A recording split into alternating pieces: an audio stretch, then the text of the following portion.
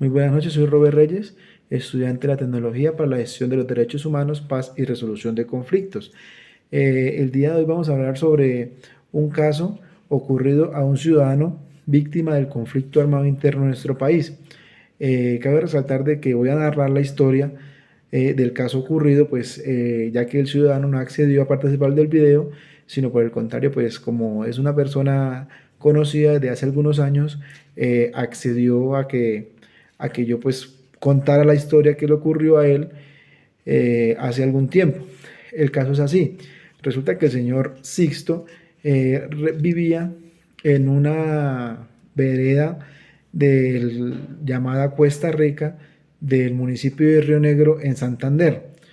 Resulta que sobre el año 92 esa zona se fue permeando por los grupos armados ilegales. Entre ellos, según lo que él manifiesta, uno de esos grupos eran los paramilitares y los grupos guerrilleros que se disputaban el control de la zona. Eh, Él era un agricultor, vivía de la siembra de algunos legumbres, así como del ganado y la venta de la leche. Tenía una finca que era estratégicamente muy bien ubicada, ya que pues estaba sobre una meseta en la cual se podía divisar toda la vía principal y pues se tenía el control de lo que entraba y salía de esta zona.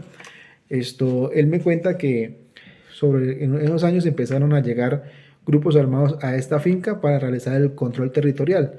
Que me dice que unos días en su finca se levantaban y en el patio de la casa habían cambuches guerrilleros, de grupos guerrilleros, y pues él tenía que acceder a permitirles la permanencia en este sitio.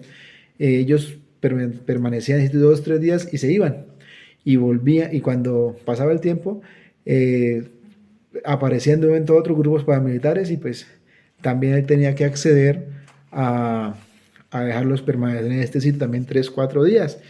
Y posterior a esto empezó a ingresar al Estado a través del ejército.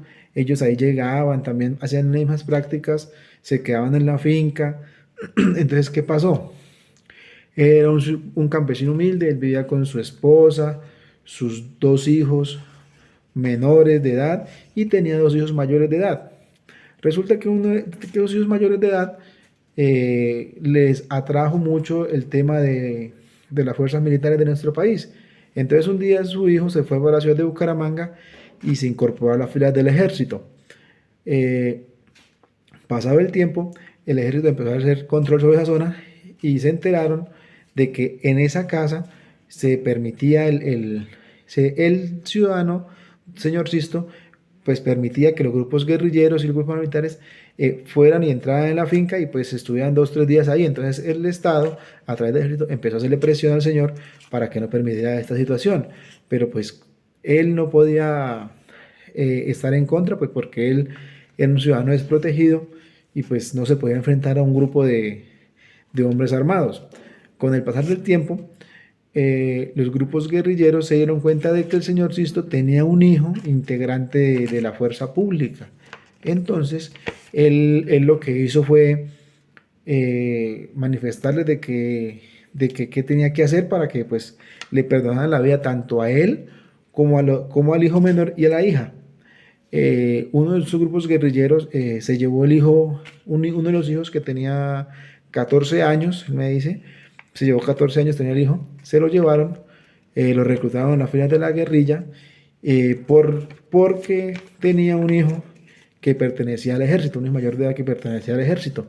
Entonces, en retaliación, los grupos guerrilleros se llevó a su hijo y lo hicieron que se desplazara de esa finca, que la vendiera prácticamente a otra persona, que se la vendiera a otra persona para ellos tener el control sobre este terreno. Lo desplazaron de su territorio. Él con lo que tenía, con sus ahorritos, se vino a vivir a la ciudad de Bucaramanga. Se radicó en un asentamiento humano.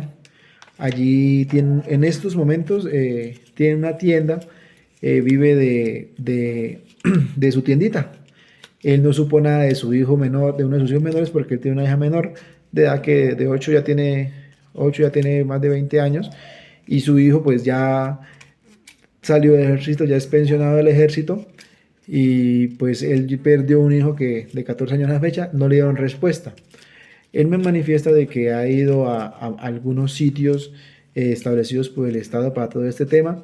No se le ha brindado ninguna ayuda por parte del Estado para ver si se puede recuperar a su hijo, qué pasó, se digan si lo asesinaron o dónde está.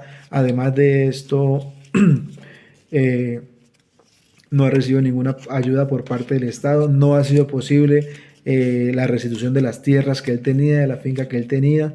Se le esto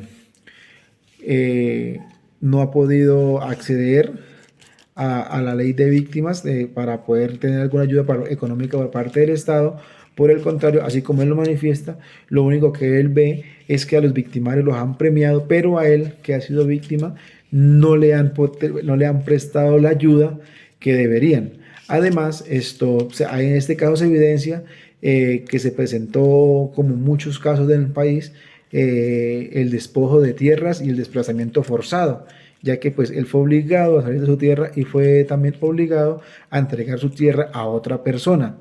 Eso es un ejemplo claro de la violencia personal que se ha vivido en el país en muchos casos, además de un tipo de violencia, eh, un nivel de violencia manifiesta, ya que pues si bien es cierto, se ha presentado de que el hecho ya ocurrió con este ciudadano, eh, dejando en claro de que pues desafortunadamente no ha sido posible, así como a don Sisto, no ha sido posible que se le brinde la atención oportuna y que se le restablezcan sus derechos.